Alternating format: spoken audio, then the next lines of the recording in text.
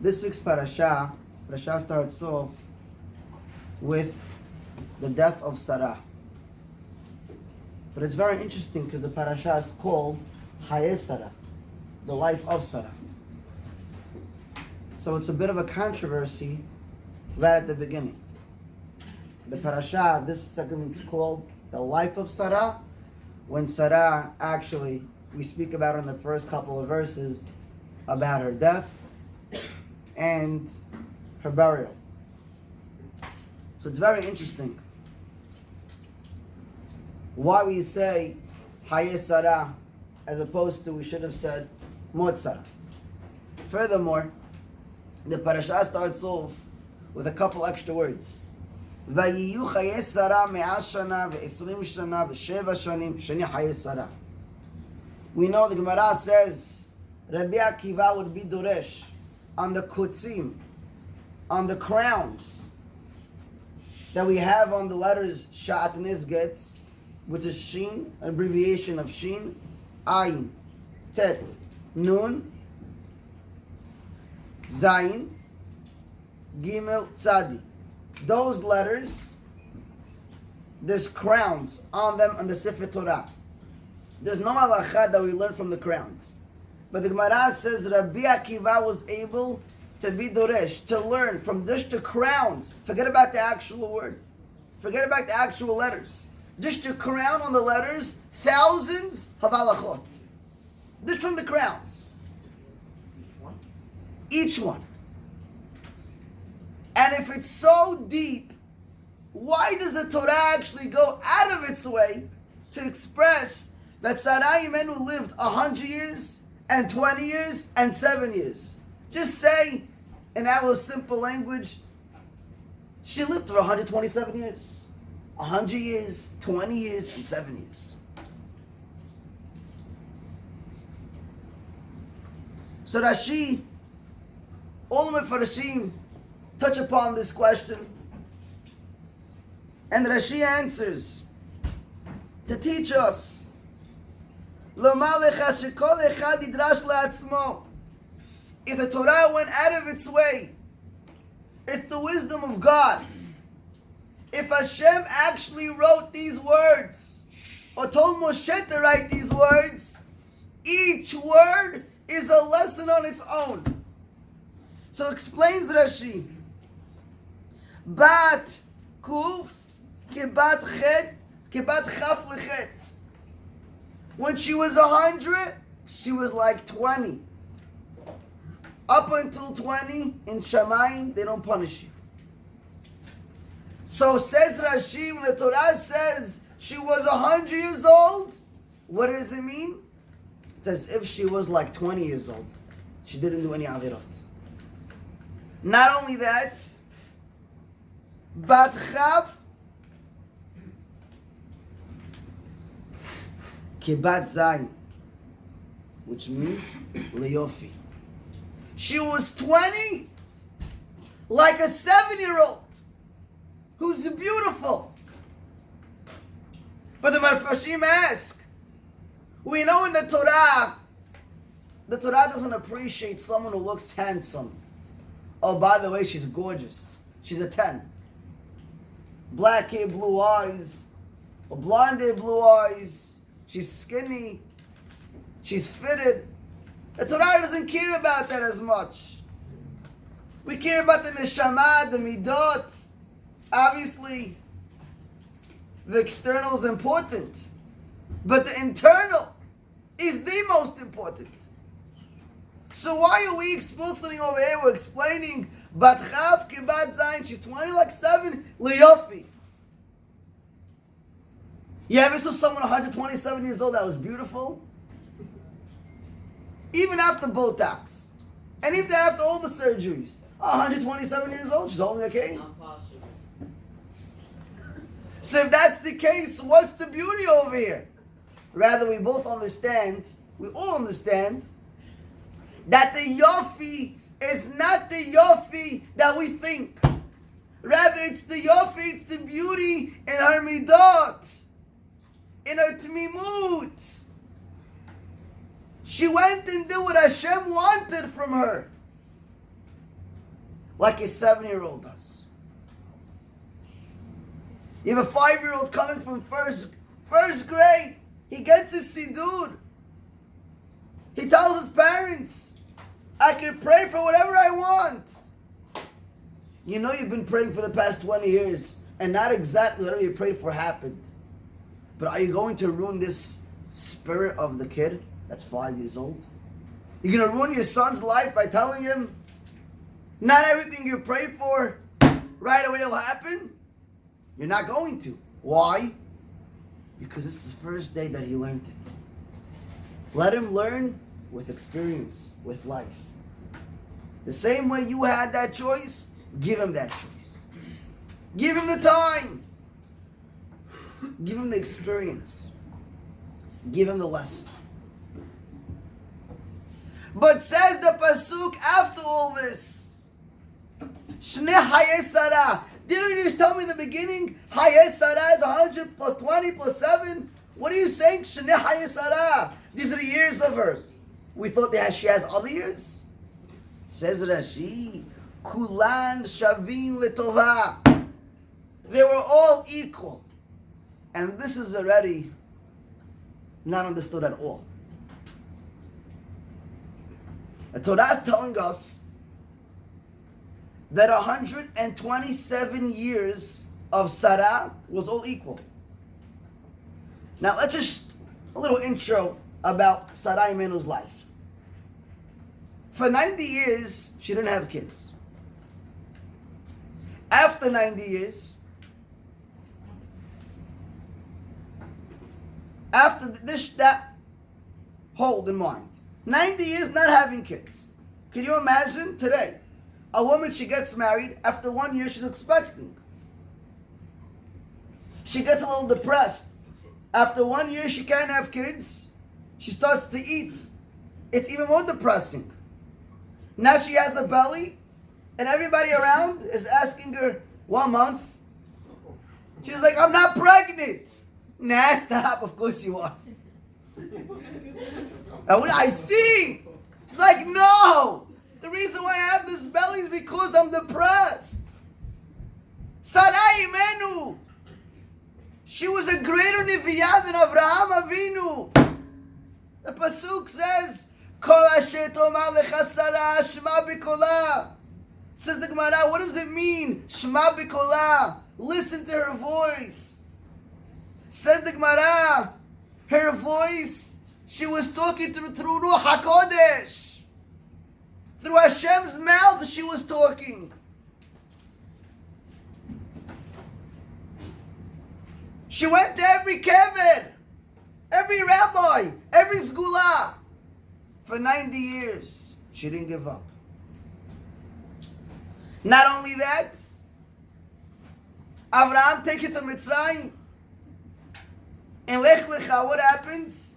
She leaves her land and she goes to Mitzrayim. And in Egypt, what happens? Avraham puts her in a box and he tells her, if they ask you who you are, tell them that you're my sister. Don't tell me my wife. She says, okay. And of course, the Egyptians take Sarah because she was gorgeous, and they gave her to Paro. And Paro wanted to do the maaseh with her. And HaKadosh Baruch Hu brought negaim, tzarat, leprosy in Paro. And Paro wakes up in the morning. What's going on? Hashem tells him, what's going on? You took Sarah. She's married to Avraham. He says, but I didn't know. I didn't know. Avraham told me it's his sister. You can have a Tana on Paro? Can have a claim on Paro? Of course you can have a claim on Paro. You know why? What do you expect him to tell you? You're going to kill him. Because in Egypt it was normal to kill a person to take his wife. So what's he going to tell you? Pikuach nefashot. It's either his life or his wife.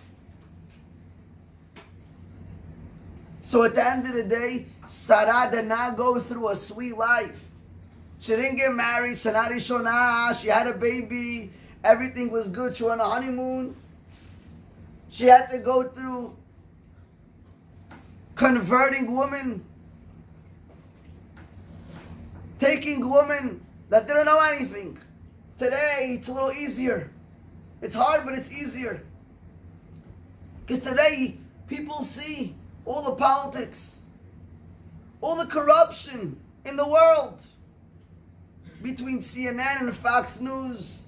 Whether it's in Israel, you have an Arab running the country, or you have some idiot with 6 collectoral votes who promises everyone everything, and at the end he doesn't even keep his own word. Or whether it's corruption in Israel itself, where you have probably hundreds of missionaries which look like Jews, look like rabbis. They're putting on tefillin to people. They're making circumcisions. They're converting people. There's a rabbi, quote unquote, in Los Angeles who converted Goyim to Jews in Arizona. And now he realized that he made a mistake. So he tells the rabbi in Queens, Rav Ben Chaim, he tells him, all those that I converted in Arizona, they're all Goyim. Although there's so many corruptions today, and the emet is very hard to find, but at the end of the day, the sheker is so great today. If you have eyes, just to open up and smell the coffee, that in itself will make you come closer to Hashem. But back then it was very different. Sarah's time was old school. There was no TV, no WhatsApp, no TikTok, no Instagram, no Facebook. She didn't have all that. If she wanted to talk to someone, she got to go miles on a donkey or on a camel. It was back-breaking work. It wasn't easy. She had no one to learn from. It was very hard for her. So her whole entire life, she went through tzarot. And until this week, when Sarah Imenu hears of Akedat Yitzchak, that her only and beloved son at 37 years old was almost slaughtered, she passed away just from hearing about Akedat Yitzchak. So what is Rashi saying? Hayeh Sarah kulan shavim letovah. How is it possible to say that 127 years of misery was all equal, beneficially, great for Sarah Imenu? How is that possible? And if it's so possible to live a life filled with tests, to live a life filled with misery and anxiety and depression, and somehow make it out alive, healthy, a tzaddiket, a righteous woman, a happy woman. The Gemara says that nevuah, prophecy, does not rest upon people that are sad. And if Sarah was a greater neviah than Abraham Avinu, it just shows us as a proof that Sarah was happy, although what she went through. And the question is, what's the secret to her happiness? What is the antidote? What is the vaccine that Sarah took to overcome Corona, Delta, and everything in her life? The real stuff. Not what they tell us on TV. The real stuff. And the answer is, says Rebecca Galinsky, I was once traveling from Yeshivat Chadera in Israel to Bnei Brak. We'll say it's roughly an hour and a half ride. And in the bus, with a jam-packed bus. More or less, we all went to Israel. We know as it is. It's a very packed country, especially in Yerushalayim, in Bnei Brak. Wherever you go, there's another person. And the buses, not everyone has a car over there. A lot of people take the bus, transportation, whether it's the train or the bus, and it's jam-packed. There's not much to do. You can't really walk that far. So Rabbi Yaakov Galinsky says, I got on the bus, and on the bus, I couldn't move left or right. I was squished wherever I was. That's the place that I'm standing for an hour and a half till I get to Bnei Brak. And I'm looking at this guy who walked on. He just walked in. And I see a guy that's happy. He's dancing. He's humming to himself. And I'm asking to myself, what is the secret to his happiness? We both feel squished. We both feel uncomfortable. So why does he have a smile on his face? And why am I looking at his smile? Why am I not smiling? Because smiling shows that you're happy. Not on Instagram, but in real life when no one's looking. If you're happy, that's the key to success. A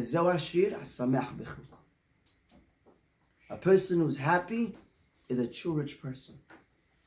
He's a successful person. But a guy who's just running after the money, you'll never get anywhere. You get the money, but the money won't get you into issues, and ultimately, you won't even be happy when you have it. Because you're always running after something that there isn't. So Rabbi Yaakov Galinsky looks at the guy and he tells him, Rabbi Yid, what are you laughing? He tells him, oh, you know why I'm laughing? You know why I'm dancing? You know why I'm humming? I'm going to my nephew's wedding. He says, Mazal Tov. Says Rabbi Yaakov Galinsky, this Avrech, he taught me a lesson to life. If you know you're going to a wedding, if you know you're going to a good place, although it'll take an hour and a half to get there, but now you're already in the hype. You're already happy. Imagine you won the lottery. You walk outside, you see on the dash, you have a ticket. You think you care? You just got $100 million. You take it a ticket in front of the cop. Psh, yalla. Cop, give me those 5 tickets. I don't even care. I'll give you my email address. You want? I can even hire you. You want to work for me? You my butler. You're like, what butler? At the end of the day, you wouldn't care. You know why you don't care? You know why? Money. You know why? You don't got to play basketball. You know why? Because at the end of the day, you could hire someone to teach you. You can make anything, any of your wishes.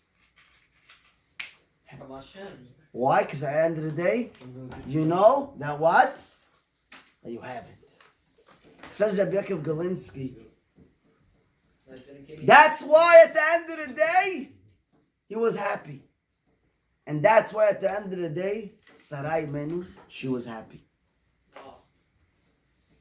The Gemara says that when the Neshama, the Gemara Masechet Moed Katan, Chafei Amud Bet, the Gemara says that when the Neshama, the soul of a tzaddik, goes up to the heavens, to Gan Eden, says the Gemara, Rochev Aravot, which is a Kadosh Baruch Hu, Sas v'sameach bevo elav nefesh nakim tzaddik. And the Gemara says, v'sameach bo kekala hadasha. When a tzaddik passes away, when the Baba Sali passed away, when the Chavavadai Yosef passed away, when Rabbi Akiva Moshe Rabbeinu passed away, HaKadosh Baruch Hu was so happy, as if they were making a wedding right now. As if a chatan and kala were creating a new relationship, a new household, a new house for Hashem to rest within. So every tzaddik, when he passes away, Hashem is happy because now he's coming to the real place. It's the real deal. Olam ha'emet. This is Olam ha'sheker. Over there it's Olam ha'emet. There is no questions. All your questions, there will be questions on yourself. You see, you got a lot of questions. Just know in Shamayim, you're going to feel like a fool. You know, a lot of times, you come to your boss, you already have a list of complaints. Your boss is not there every day, but he has people running the business for him every day. And they write exactly, when do you check in and when do you check out? How many phone calls you made today? How many times you went to the bathroom today? How many times you looked on your phone while you were working today? Right? The average guy looks at his phone 80 times a day. What about fantasy? That is a fantasy. At the end of the day, No, like sports. so all this stuff, that's the biggest fantasy. Just listen. The only game. So at the end of the day, your boss has all the answers to your questions. And if your boss is only your boss for 20, 30, 40, 50, max 80 years, what are we going to answer the real boss, Hashem, who he's with you for eternity? And he knows what your fake boss doesn't know. So at the end of the day, there is no questions. You look in the mirror, you know exactly what to do. But the Gemara says, there's a pasuk in Kohelet. Shlomo HaMelech says, Sham yechezeh b'noam Hashem v'yivaker b'echalo. A tzaddik looks b'noam Hashem, in the ways of Hashem. V'yivaker b'echalo. And he will visit the shul. He will visit the place of Hashem. When you look your whole entire life, everything that you do, you're looking at what? At the end. It's all it is a hallway. People are stuck over here. People think we're going to live in this world for 1,000,000 years. I call up a guy to come to Shiur today. Tells me, don't worry. I'm good. I don't have to come. I'm smart. I know what I'm doing. I know how to get along in life. I told him, you know, those exact words, everyone says. Money. All those words, each and every single one of us say. Until we learn it the hard way. Anyone thinks that they can live this world without Hashem is a complete ignorant person. Totally ignorant.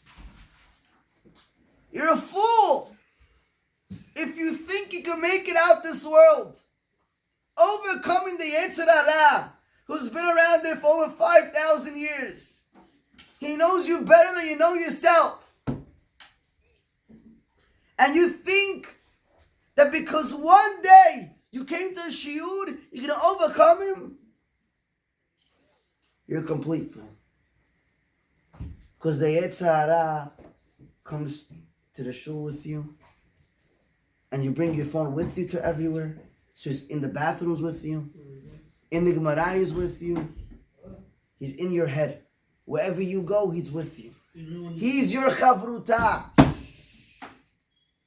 Unless you go and kick him out of your head, he is not going to leave. The Gemara says, Barati yetzirara, barati lo Torah tavlin. Gemara Kiddushin Naflamed. The Kadosh Baruch Hu says, I created the Yetzirah, but I also created a vaccine. Today people got corona. What do? They go to the doctors, get the vaccine. It wasn't even tested. Maybe they tested it with a rat or something. You're a rat? So at the end of the day, people don't even know, but they're taking it. You know why? Because the doctor said. And when it comes to the Yetzirah, who's the real enemy? Who's the real machala? He's the real disease that we haven't taken care of him for the past 5,000 years.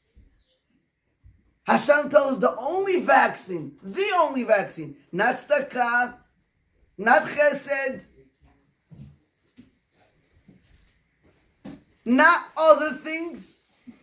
The only thing that's able to wipe out the Yetzirah is Torah.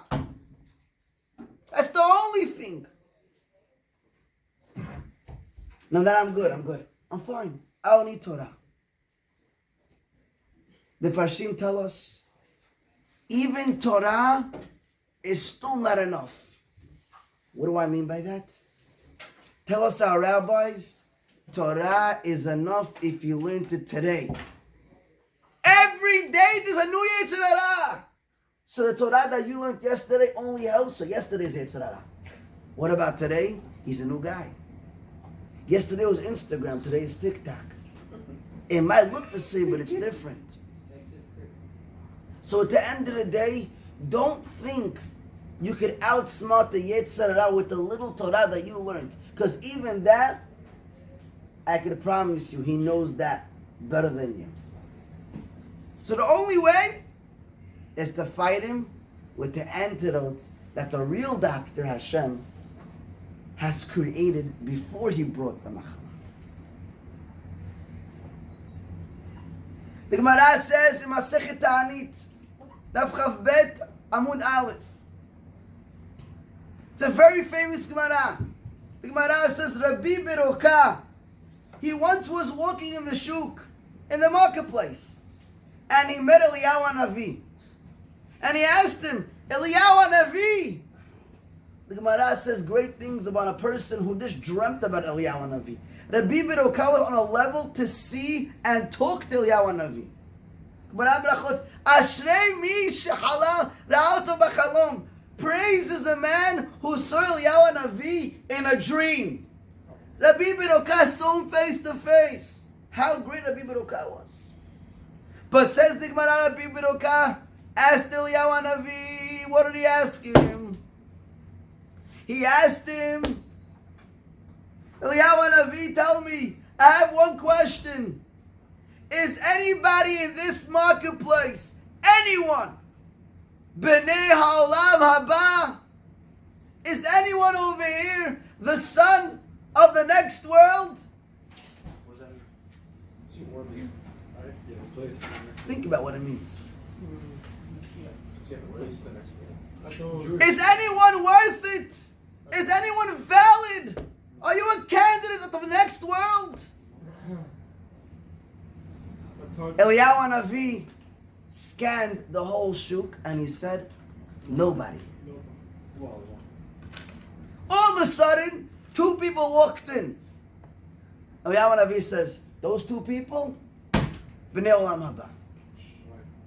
Rabbi Beroka runs to those two people and he asked them, can you tell me, what do you guys do? They didn't look so religious. Maybe there's something that I could learn from you. I don't know if I'm Olam Haba, if I go to Olam Haba. He doesn't know himself. And these two people, they look like clowns. They're gonna go Olam Haba. So he ran to them. Can you please tell me, what do you do for a living? You know what he says? You know what they tell him? He says, Rabbi, all we do is we make jokes the whole day. It's a good living, huh? Money. Nah, not those jokes. At the end of the day, says, what do you mean? You make jokes. What does that mean? The Torah says you're not allowed to joke around. Asur. What does it mean you make jokes? So I'll tell you what I mean. When we see people that are depressed, when we see people that has fought with their friend, we go, we make peace with them. How do they make peace? Hey, you gotta make peace with him? He's your brother? That's how they talk to him? No! They crack a joke, they make a lie. And they're there. Once the guy's happy, you can pull out $100 from him. You can make him hug his friend. You can make him do a lot of things. So at the end of the day, says the Gemara, these two people told Rabbi Beroka, they make other people happy. Rabbi Beroka says, if this is what you do for a living, ashrechem, you're praiseworthy of Olam Haba. But says Rebecca Galinsky, I don't understand. We have a Gemara. The Gemara in Sanhedrin, Daf Tzadik Amud Aleph, the Gemara says, Kol Yisrael yesh lehem Hayeh la'olam haba. We say this every Shabbat. And also, every day we say it. Kol Yisrael yesh lehem Hayeh la'olam haba. So if that's the case, everyone in the shuk has Olam Haba. Everyone in the Shiur Torah has Olam Haba. Everyone outside that's a Jew has Olam Haba. You're born with it, you lose it. So what is? I don't know. What do you want to say? You have it if you tap into it. You have it if you tap You have into a it. You share. start with it, or You you have a lose it. share. You That's start why with it, but you Rabbi, lose it. You could No, argue you with could them. lose it. I could argue with them. Thanks for your permission. What are you No, saying? You could argue with this. You're saying that's not true? It's like you have a No, car. it is true. but Every neshama it's starts with also a chilek. You get it's- inside. You start with it, you just don't keep it if you Yeah. sin. What he should do. Everyone starts What did the Gemara say? Yesh lehem Hayeh la'olam haba. They have a portion to Olam So Haba. everyone You has it, start with a portion, but not everyone once you keeps do it. certain things, you Not can everybody before keeps you it. die. Not everyone has, look, everyone starts with it. So when Hashem makes a Jew, okay, that Jew, he has a chelek, he has a portion for him. But if that Jew doesn't accommodate to being, fulfilling his task in this world, then he doesn't have it anymore. And that's it, that chelek gets gone. Just like that. So basically, you don't always have it. Technically, all of us are. You start with it, but it's not guaranteed. Okay.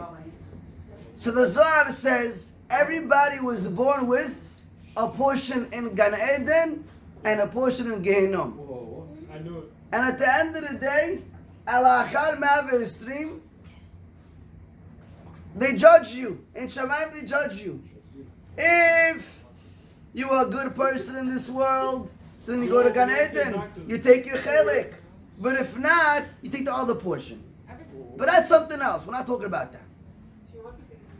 Yesh chelik. Yesh chelik l'olam haba. I'm ending off with this. Says Rabbi Yaakov Galinsky. Too early. The Gemara, the answer to this question. The Gemara says like this. Kol Yisrael yesh lehem Hayeh la'olam haba. But how many people are b'nei olam haba? What does that mean? We all know at the end of the day there is olam haba. We all know at the end of the day there's also Gehinnom. We all know that. We all know that if we do good, we'll get good. And if we do bad, we'll get bad. We all know that. Every 2-year-old knows that. Everyone knows that. But how many of us live with that feeling? When Eliyahu Hanavi asked, when people asked Eliyahu Hanavi, how many people in this shuk are b'nei olam haba? His intentions were, of course, everybody has a chelik olam haba. It's Gemara Mefureshet. I'm not arguing with that. And Rabbi Baruch knew that Gemara. But he was asking something deeper. How many people in the shuk?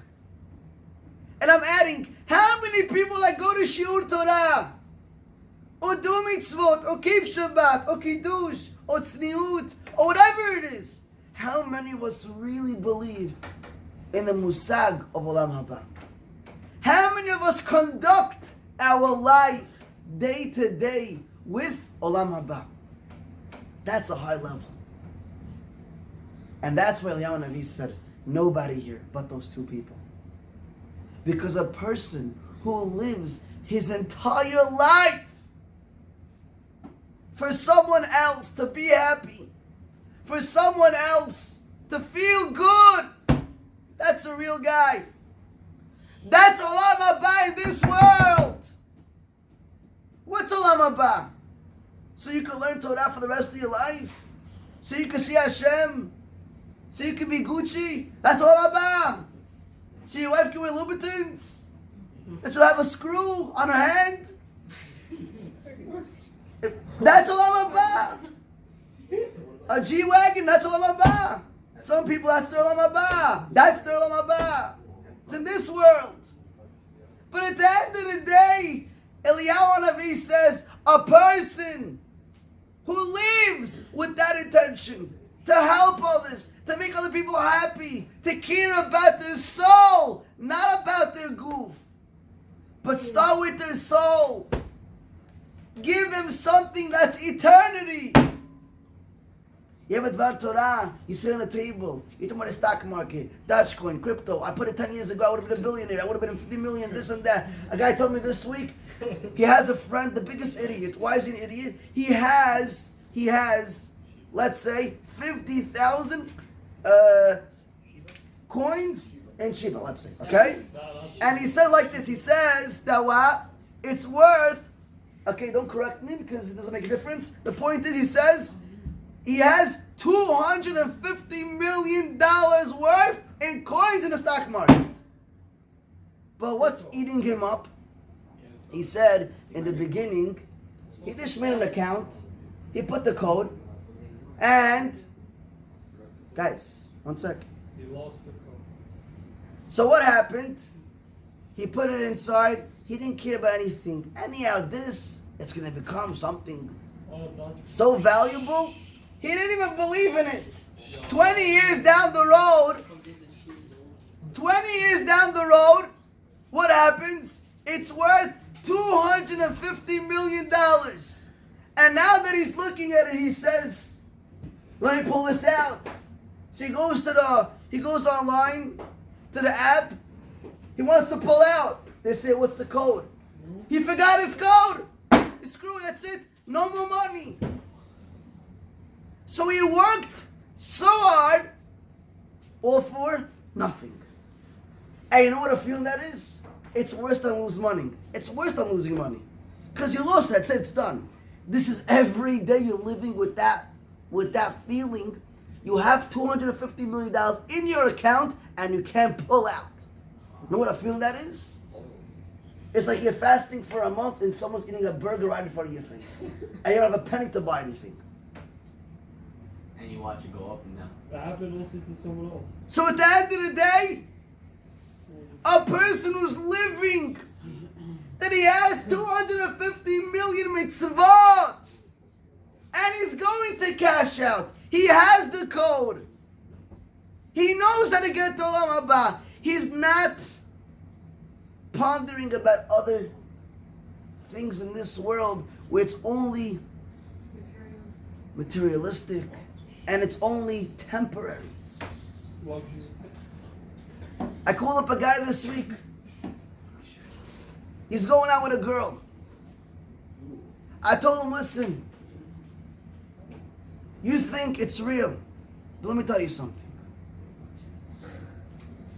If you're touching and you're hugging and you're doing things shalal pialacha, not only that it's wrong, but it's fake. Because you cannot think straight when there's emotions. You cannot think straight when someone else touches you. Because you're a human. You're 99% emotions, and the other percent is also Rubuki Chulo emotions. Because there's no Torah in you. And there's no Midot in you. You don't work on yourself. We walk around thinking that we're Malachim. It won't happen to me. 80% of people are divorced. It won't happen to me. You think you're smarter than them? They also had money. They also invested heavy into crypto. And they also looked good. And they also had an APAC. And they also this and also that. And at the end of the day, everything went. And today they're miserable. Today a guy tells me, in his shul, there's a guy worth $150 million.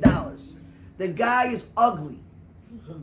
He lives with a Goya and he has a kid. Gold digger. What chas v'shalom? He's married. He told me chas v'shalom. At the end of the day, all this is, you think he's happy? You think he's happy? He has no continuation. He's cut off. So he'll drop 500K on Shabbat. But he has a shachwar driving him from his house to the shul. That's happiness. That's real. Love that doesn't stay forever is not real. And the only way to have real love is al pi Torah.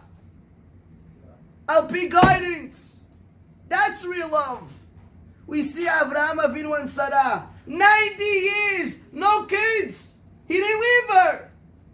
He didn't look at anybody else. What kept him? He's a man at the end of the day. Avraham, but he's a man. He has a ta'ava. The Gemara says, Kol gadol mechavero yitzro gadol imenu. Reb Chaim Kanievsky has a greater Yetzer Hara than all of us put together. And you would think the opposite. He has no Yetzer Hara. He's sitting there learning the whole day with his index card, scanning through Gemarot, finishing it up when he's sleeping, and waking up and making a l'chaim because he finished the Masechta while he was sleeping. We think that's what he's thinking about the whole day. You don't think that he has a Yetzer Hara? Of course he has a Yetzer Hara. It's a pikush to say a fafuch. The Gemara says. He's trained? He's a robot?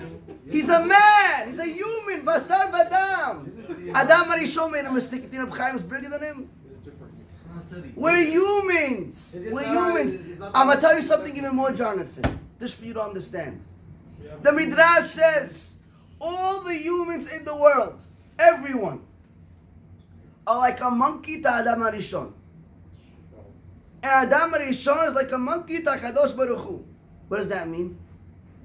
If you take everybody in the world, everybody, all the Kedusha, all the mitzvot, all the prishut, and you compare it to Adam Arishon, it's nothing. And if you take Adam Arishon, who just that comparison is mind-boggling. Adam Arishon, you know what I mean? Adam Arishon, Hashem made him. You know when you buy something made in the USA, made in China? Hashem made Adam Arishon. And he made a mistake. So where would that leave hope for us? Oh, you know that leaves hope? Because we come from Adam in the same way he did the Shuvah, we can do the Shuvah. But we're still... You we're came still from punished. someone that was so great. Remember the greatness. Don't always look at the But downfall. we're still being punished for something he did. So what does that even You know why? say? Because you didn't fix it. He If you're not part of the solution, you're part of the problem. But why am I... Don't talk this. Listen. Listen. If you don't fix, there's a mess in the room, right? Yeah. If you don't fix it, then you're part of the mess. When you come and say, I lived for 120 years, I worked on myself every single day, then you could have that Tana Lachal Me'avisri. Then you could have that Tana. When you're not perfect, don't talk about other people. But there is no perfect. Exactly, If so the don't first talk. one wasn't perfect. What? If the first man ever that Hashem created, made in Hashem, right? Whatever it is, he's not perfect, right? And he did something that screwed up. Okay, it's not the biggest thing. He ate whatever it is, right? It is And the we're biggest thing, being but for punished us, for thousands and thousands of years. We're still being punished over one sin that he did, right? So now look, if we're thousands of generations after that, and we're still being punished for that original sin, what the hell is the difference if I sin? that's your biggest mistake. You realize? I'm just saying. without the H-E-L-L word. I'll start for that. But at the end of the day, that's exactly where it comes from. But at the end of the day, listen to this. At the end of the day, you're right. Adam HaRishon was the most perfect a person could be. And even though he was so perfect, he made a mistake. Doesn't mean that we that came out of that mistake, right? Out of that mistake, doesn't mean that you could be better in your capabilities. Just because you have a brother, let's say, who's messed up, that means you should be messed up? No. So, you don't have to compare yourself always to the default or to the norm. Be different. Be Gabby. Be the best Gabby that could be. And in that sense, you're ultimately fixing Adam HaRishon's chet. But if we look at always the negative, and we say to ourselves, yeah, but look what he did. And look why we're suffering. You know what? We're only going to continue it to the next generation suffering. But any person in the world that actually looked at Adam HaRishon and said, I'm going to learn to be different, was Matzliach. He was successful. Chacham Yosef was very successful. He went through a lot of tests. And he had Tzara every single day. Reb Chaim Kanievsky, Reb Steinman, Reb Basali. All the Dolei Adorot, all the rabbis. Doesn't make a difference from where you come from. All the rabbis, all the tzaddikim, any person that sits and learns that it's real. Any person that goes to work and doesn't cheat. You're fixing the world. Every maaseh. So to go into blame, that's the biggest mistake. And it shows you never moved on. Is there actually a point in time when his sin's going to be forgiven? Of course. Otherwise, it's catch-22. Well, what's the point? If we were made imperfect, I mean, we can never be perfect. So what's the point? You could be perfect. The way you be perfect is by doing. I'm going to tell you something deep. You making a mistake doesn't make you perfect. Hashem made this world in a system that although you made a mistake, you could erase that mistake. And it's as if you were born today. That's how much love and chesed Hashem has for each and every single one of us. Just the problem is we don't believe in ourselves the way Hashem believes in us. We're more negative about ourselves than what Hashem did to Avraham, Yitzchak, or Yaakov, or Adam HaRishon. We're always looking at, oh, he did one Avera, and look what happened. Because he was on that level. You're not on that level. God judges you. So at the end of the day, on your level, Hashem is going to judge you. And Hashem is going to tell you, Jonathan, he's not going to tell you, why were you like Yehuda? He's going to tell you, why weren't you the Jonathan that I and you know that you could be? You messed up? We all messed up. We're all defects. Every single one of us. If we were perfect, we wouldn't be here. But every day you have that choice. And every day you have that chance. You have to make it a mission in your life. Hayeh Sarah, it's a life of nisyonot. It's a life of tests. Every second is a test. And especially in this generation. But Sarah, Avraham, Yitzchak, Yaakov, Adam, whoever it was, they gave us the tools to make it out this world successfully. No matter what you did, you're still a Jew. That's how deep our connection is. That means that ultimately, no matter how many times a person messes up, you work in a job, you mess up once, twice, 3 times, that's it. You find yourself a different job. Why? Because we're human. Hashem sees past your mistakes. Hashem looks at you like you're a brand new baby that's crying to him, and all you want is his help. All you want is his arms wrapped around you to give you some warmth, to give you some compassion. How would you know that it's actually being received? How do you feel it? Once you start coming closer, you'll feel it. Every Baal Tshuva, real Baal Tshuva, okay? It could be in 1 day, it could be in 20 days, and it could be in 20 years. You define your relationship with Hashem. I'll give you an example. On Tuesday, I had the same story. But I'm gonna tell you what happened today. Because although it's the same story, but it's another hug or kiss from Hashem. Today, I was a little late to one of the jobs that I had to do. I have a shiur in Jersey City. I was a little late. Traffic, this, that, whatever. My mother needed something. So I spoke to her. I waited for her. At the end, I came late. My mother, Kivudem, she comes before. Okay.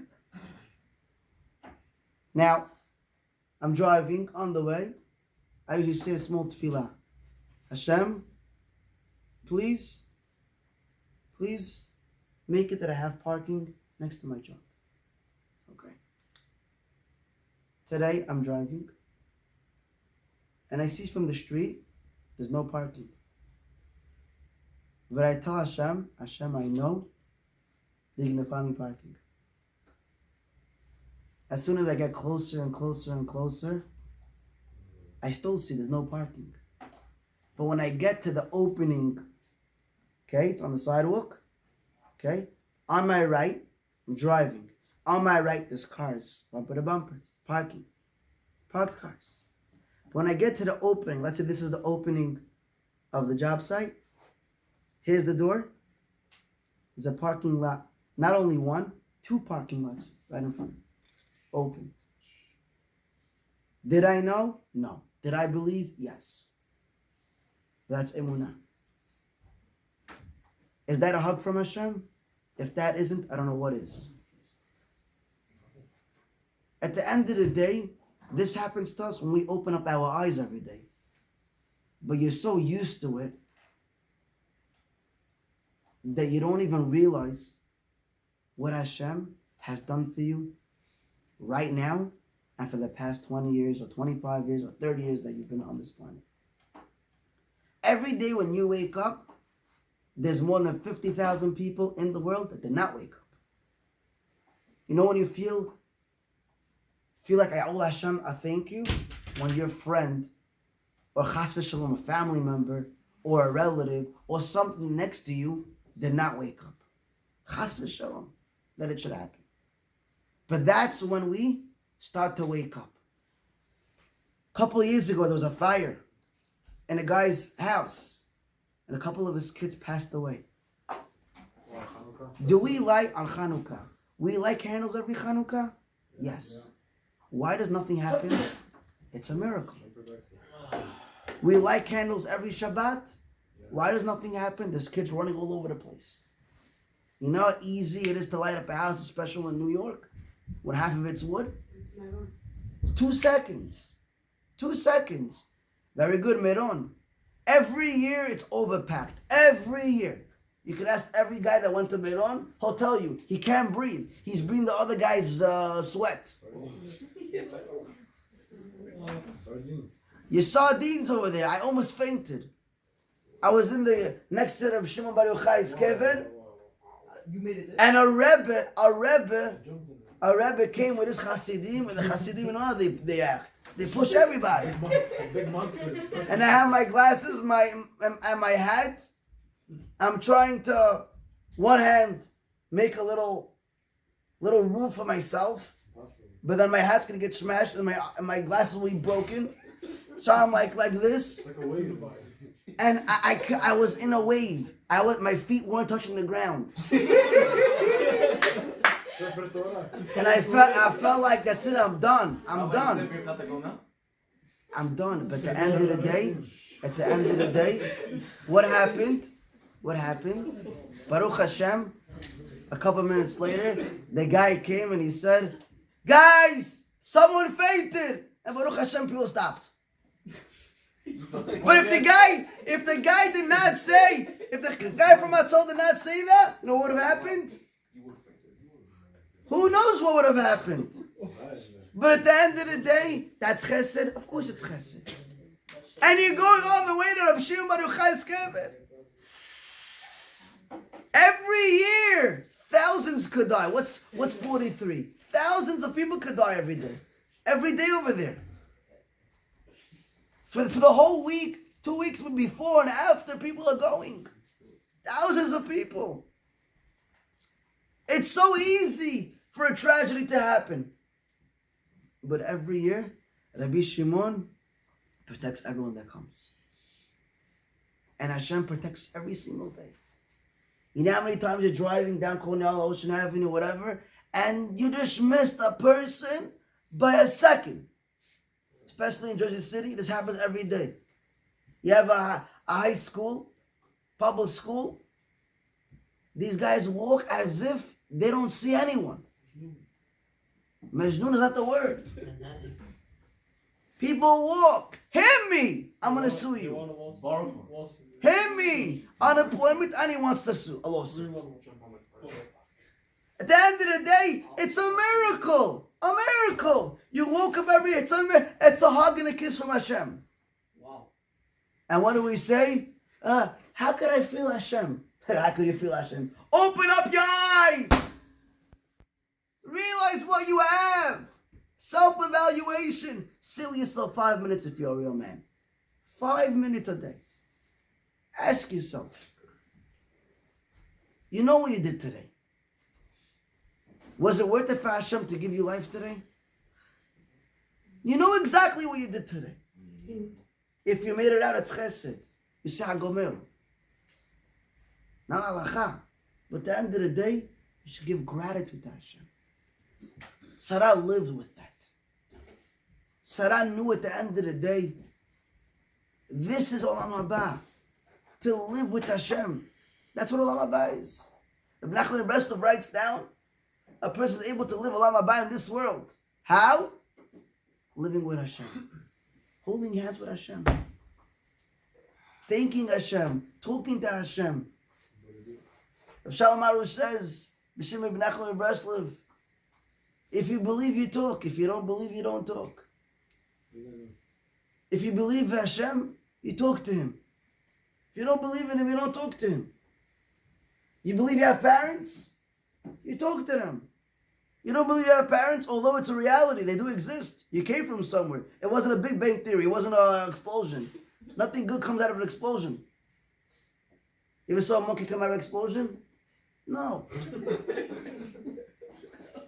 So at the end of the day, nothing good comes out of an explosion. Only bad things, at least documented. And the reality shows. But a person, yeah, because you're living over there. So a person realizes that. If you blind yourself, of course you're not going to see.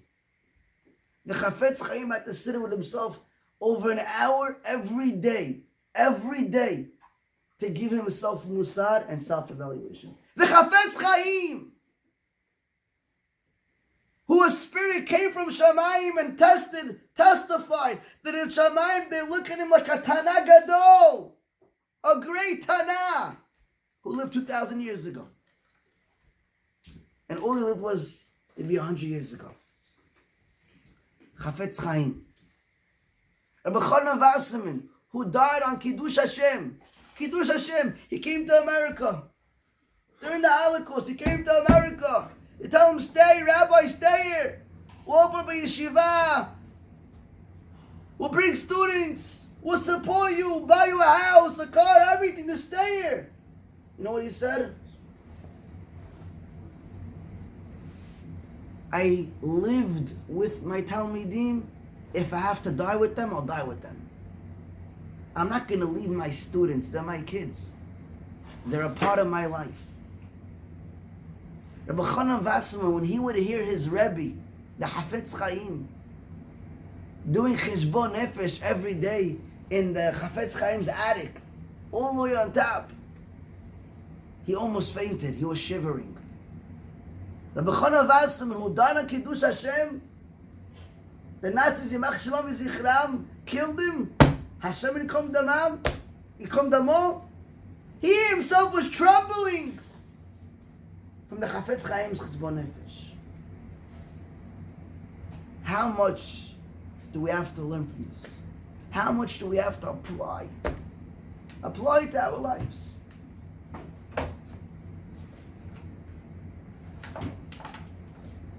The Gemara says, in Masechet Baba Batra, Yud Zayin Amud Aleph, the Gemara says over there, שהאבות הקדושים היו חיים שהם מעין העולם הבא ולא חסרו כל טובה. The האבות הקדושים, Avraham, Yitzchak, Yaakov, all the rabbis. If you look at the history of our forefathers, of all the rabbis in the history, most of them went through Gehinnom in this world. They went through test after test. Whether it's their kids being slaughtered in the Holocaust. We don't have to go that far. In the Holocaust.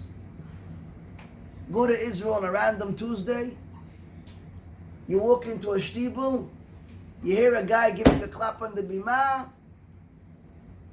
His wife just passed away and he has 15 kids. And he has to marry 3 of them this year.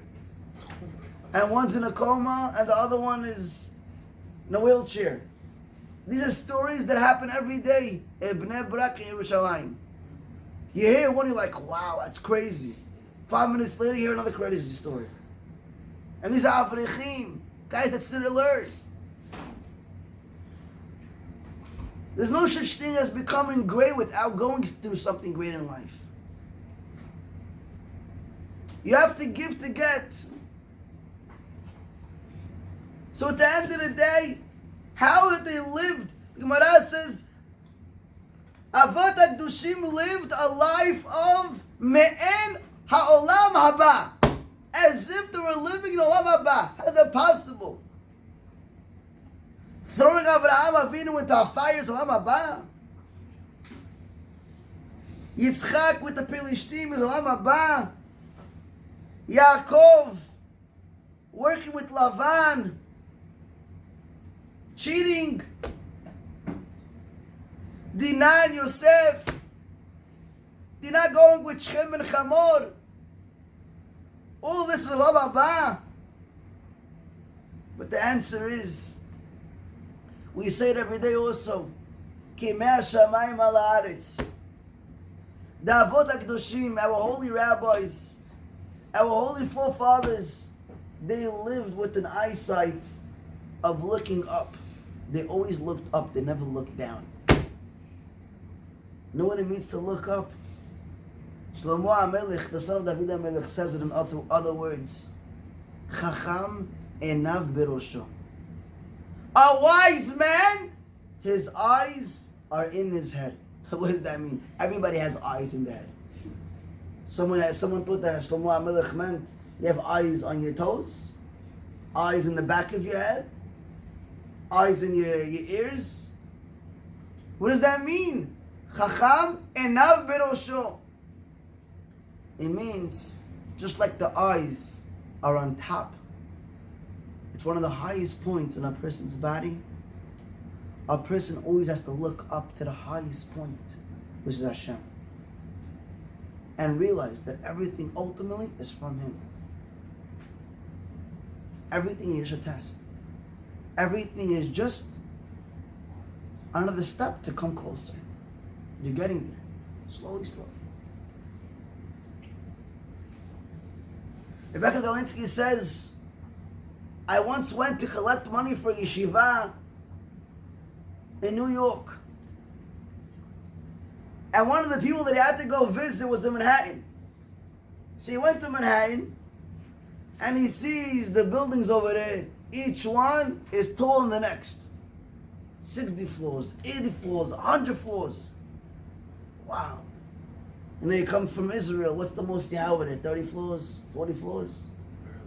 Well, in Tel Aviv, how much do you have? The U and the circle, the triangle over there. Well, what do you have over there? 40 floors? 50 floors? And Manhattan apartment buildings, 50 floors. You have over there 100 floors. Rebecca Galinsky, he takes a look, he's, wow, beautiful, magnificent. Says Rabbi Yaakov Galinsky, he was trying to look at the guy who was supposed to sponsor a nice amount of money for the yeshiva. He was trying to look, what floor does the guy work on? And he's thinking to himself, Does the guy on the 60th floor see me on the first floor? Does he see me? Or doesn't he see me? Or what do you think? He sees me? Probably not. Doesn't see you. You know why? It's all the way up there. Says the back of Galinsky. When we're down in this world, we see all the garbage. It looks big. You see all your tests in life. It looks big. But when you go up, when you look up, when you're on the Empire State Building, or the Freedom Tower, or on a helicopter, or on a plane, and you look down, what does it seem like? There's nothing there. It's all small. Nothing. It's not even an issue. Says the back of Galinsky, that's the same thing with life. When a person lives in this world and we look at every small thing as if it's big, we magnify everything. We take a small little crumb and make it into an elephant. Wow, it's big. He told me this. Wow. So for 10 years, I'm not going to talk to this guy because he wants to embarrass me. Wow. And then you have not only him, his kids and grandkids and the son-in-laws and the daughter-in-laws and the whole shul. Everyone, 100 people not talking to this guy. You know why? Because he once embarrassed me. Is that normal? How many times do we embarrass Hashem? She shouldn't talk to us. He should pull the switch on us. That we're okay with. But only when people do something to us, we freak out. Oh, wait, how's that possible? I did so much to him, and Hashem did so much to you. So where are you for him? Says the back of Galinsky, if a person lives with that, if a person lives with that mindset, it's a whole different world. Everything is small. You're a happier person. You're a more successful person. When you look at a millionaire getting a ticket, when you look at a millionaire losing, one of the guys is not here, but I was talking to him today. He tells me he works at a construction site. And at night, what does he do? He finishes construction sites at 5, 6 o'clock, they're done. He's at home already.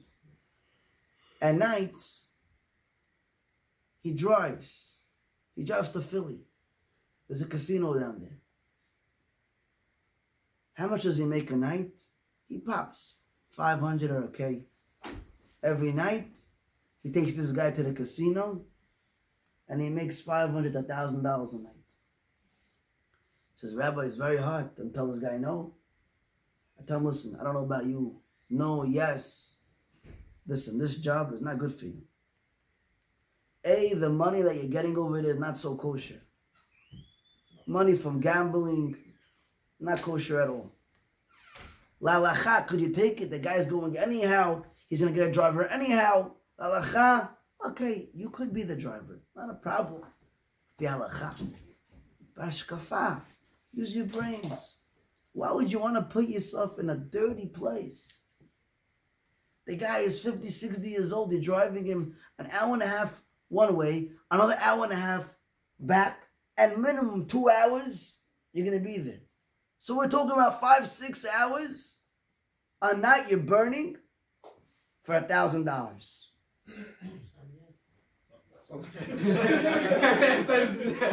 Sign me up, Rabbi. A lot of drivers. Yeah. Rabbi's gonna be lined up. We're all gonna be with our cars waiting for him. It's a good joke, but it's a sad lesson. Because at the end of the day, Not understanding the lesson. Gabby, at the end of the day, you're selling your life. You have to be real. Yeah, You have be to. real. You're selling your life for money that's gonna stay here, and you're gonna one day end up somewhere else. Put the money in the And they're gonna ask you. You could have used those hours for something good. Play Shiur. To productive hours. Go to sleep. It's better. Go to sleep. Go to sleep. Wake up. Go pray minyan. Go learn Torah. Do something. One day he tells me, he takes him, he tells him, listen, I have a job tomorrow. Got to be up at 6 a.m. He looks at him. He sees he's a little frustrated. He tells him, Got it? I'll make it 2K for tonight. You staying? He says, no, I'm not staying. I gotta go. At least he has some priorities. At the end of the day, the Yetzer Hara will pay you 2-3K a night. But at the end of the day, you know what you're losing? You're losing $1 million. You're losing your life, which is priceless. The day that goes by will never come back. Money that you lose could always come back. Money is paper.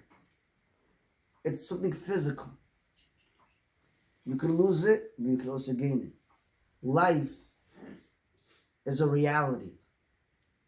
When life leaves, it never comes back. Never. So yes, all you guys that were laughing and you think the smart trust to $1,000, it just shows a lack of importance of what life is real about. Because if we define life as money, you're still in first grade. But if we define money as life, you're already in 8th grade. The difference in the wording is very, very small. But the difference in meaning is heaven to earth. I want to end off with this. The Gemara says, no person ever gets damaged from doing a mitzvah. Never. But if we open the Parashat, we'll clearly see in the Pasuk, Sarah, how did she die? By hearing Yitzchak. Yitzchak what? Akedat Yitzchak. What about Yitzchak getting blind? That's also. She didn't hear about that. No, I'm saying he got Yitzchak got blind. damaged. Okay, so we'll see that in a different. Come on, Shabbat Hashem, we'll talk about that. But we see that what? Sarah died from the hearing that Yitzchak Avinu brought himself. Avraham Betzim brought Yitzchak as a korban. So there's two questions over here. A is, Lechora, we see that Sarah got damaged. And it goes against the Gemara. And B, like Jacob asked me last week, it should be a nisayon for Yitzchak, not Avraham. Akedat Yitzchak is the nisayon of Avraham Avinu. Thank you. Hello, you bring Yitzchak, your son, as a Akedah. It's a nisayon, it's a test for him. For both. Really? Who's it a bigger test for? The person who's being slaughtered or the person that's actually slaughtering? Gabby? But it's not just a random person No, the slaughtering. person that's It's a guy who had slaughtered. it's a person who didn't have a son. Who is it a bigger test? The Yitzchak. one that's slaughtering. Yitzchak. Technically, The one that's slaughtering? No, In this Yitzchak. case, it was Yitzchak's about to die. It's Just to a prepare okay, so anyhow like this. Yitzchak. Chazal tell us like this. Avraham's midah was chesed. Avraham is chesed. It's kindness. Yitzchak is gvura. Yitzchak is din, judgment. Avraham, it was harder for him to bring Yitzchak to the Akedah than Yitzchak to be Ne'ekad. Why? Because Avraham was chesed. It goes against chesed to slaughter your son.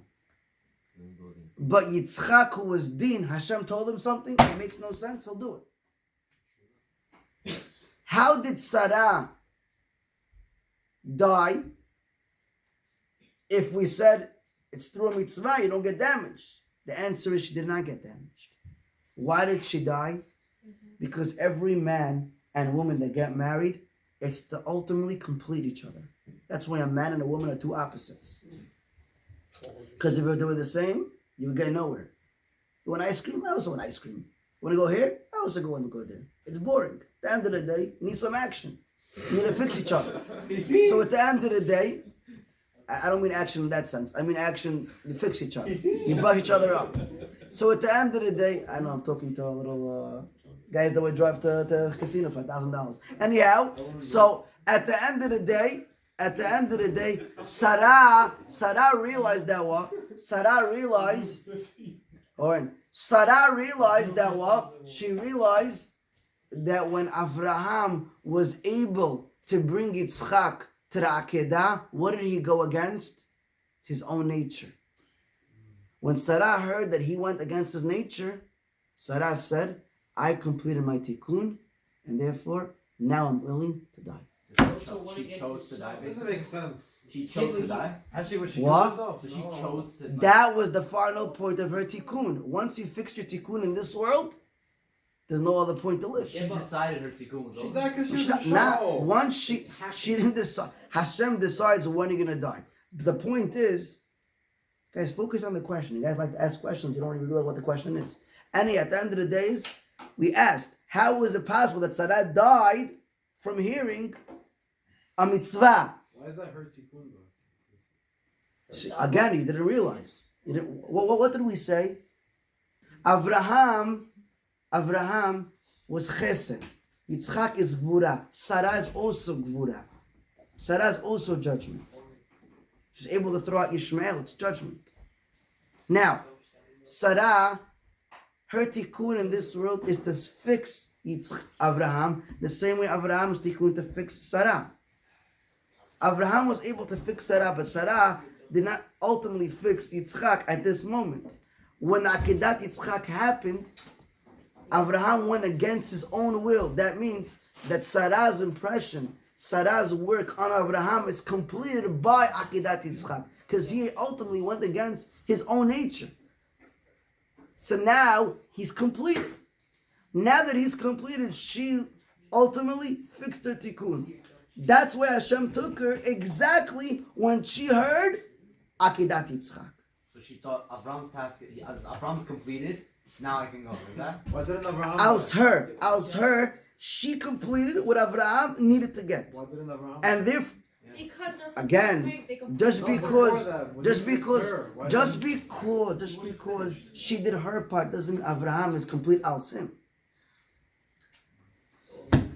Hashem, may Kadosh Baruch Hu give every single person in this room with his zivug this year, may Kadosh Baruch Hu, through taking these lessons and actually using it in our life, may Kadosh Baruch Hu give us bracha, tzlacha, osher v'osher, nachat, whatever we need. And we all have clarity in Hashem and feel His warmth and connect through that. Amen. Amen.